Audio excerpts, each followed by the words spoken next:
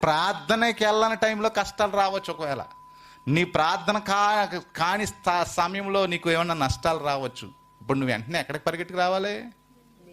అబ్బే బుధవారం కదండి ఈరోజు, బుధవారం ప్రార్థన ఉంటుందండి, ఈరోజు మంగళవారం కదండి ఏం ప్రార్థన ఉండదండి, ఈరోజు సోమవారం కదండి ఏం ప్రార్థన ఉండదండి అని అనుకోవద్దు. మీరు ఎప్పుడు కష్టం వచ్చినా, ఎప్పుడు నష్టం వచ్చినా సరే మీరు ఎక్కడికి వచ్చి కన్నీరు విడవాలి? ఎక్కడికి వచ్చి మీరు పడిపోవాలి? దేవుని పాదాల దగ్గరికి వెళ్ళి వచ్చి పడిపోవాలి.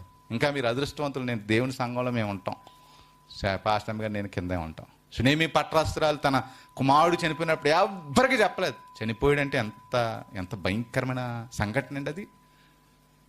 అల్లా కొల్లలు చేశారు. నీ కుమారుడికి బాగోపోతే అల్లా కొల్లలు చేసేస్తావు.